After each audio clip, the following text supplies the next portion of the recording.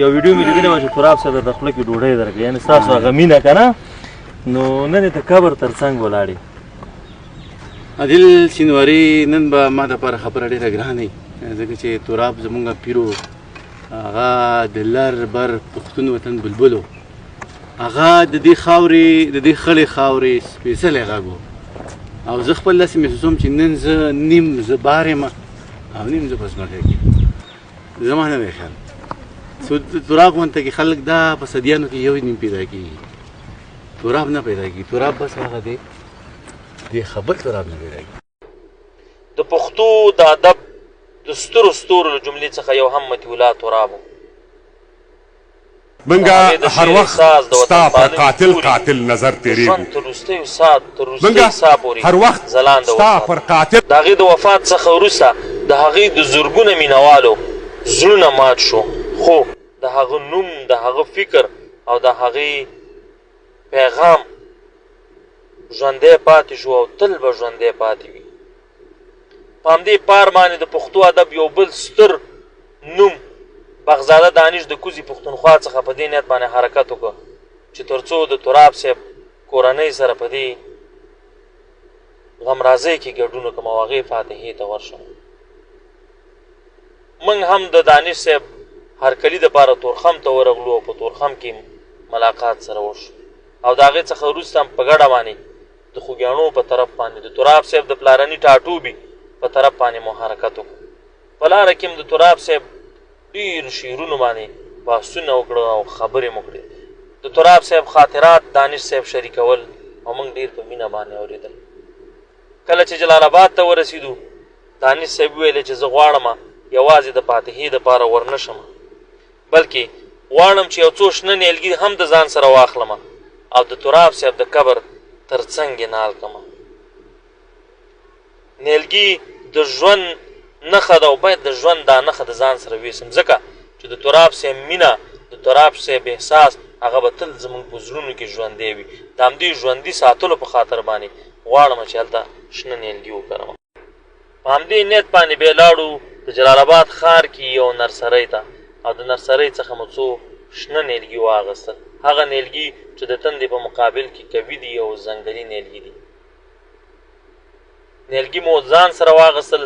دانش صاحب وویل چې غواړم یو څو د ګلو ګېډۍ هم د تراب صاحب مقبرې ته ډالۍ کړم. یو څو ګلان مو هم د ځان سره واخیستل او ورو ورو په غمجن او په مات زړه باندې هغه ښکلي او ښایسته خو ډېر غمجن کلي ته ور روان شو. په لاره کې د سرخود هغه برجونه چې تراب صاحب په خپل یو وصیت یا په خپل یو شعر کې یاد کړي، په هغې باندې مو هم خبرې وکړي. د تراب صاحب په ژوند باندې مو خبرې کولې او د تراب صاحب په خاطراتو باندې مو خبرې کولې. ورو ورو خوږیاڼو ته ورنږدې کېدلو او په لاره کې د ښکلو سیمو یو څو شاټونه هم اخیستل. غوښتل مو چې د دغې دردمن سفر یو څه یادګارونه زموږ سره پاتې شي. په لاره کې دانش صاحب راته ویل چې زه نه غواړم چې یوازې د خپل وطن سره په خوشحالو کې پاتې شم، یوازې په مشاعرو کې پاتې شم، بلکې غواړم چې په هر غم او په هر درد کې خپل ولس ته رسیدګي وکړم. موږ هم ورته ویل چې دا ډېر لوی کار ته وکړو. ورو ورو د مطیع الله تراب کلي ته ورنږدې کېدلو او بالاخره د تراب صاحب کلي ته ورسېدو.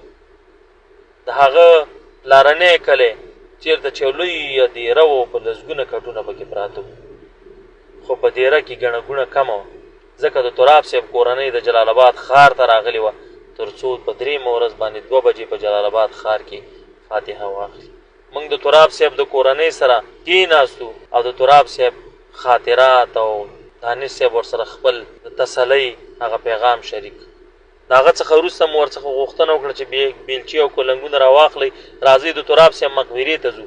د تراب صاحب مقبرې ته مو څو نیالګي د ځان سره ویوړه او هغه نیالګي مو نیال کړه.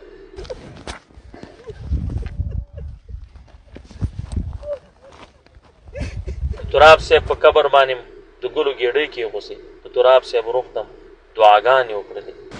والجبال أوتادا سبحان ربك رب العزة عما يصفون وسلام على المرسلين والحمد لله رب العالمين.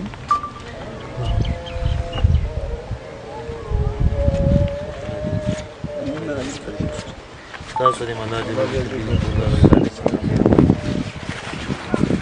او بالاخره د بغزاده دانش صاحب څخه مې یو کلیپ واغست. همیشه هم په افغانستان کې په خوشحالو کې لیدلی، په مشاعرو کې مو لیدلی. نن د داسې یو یغي باغي د قبر تر څنګ ولاړې د تراب صاحب چې واقعا دا زموږ دپاره هم دردونکي ده، د پښتو ادب دپاره، د ټول پښتون قوم دپاره. او یاره سره د شنیلو پټینې، سره د ګلانو، سره د نیلګو راغلی.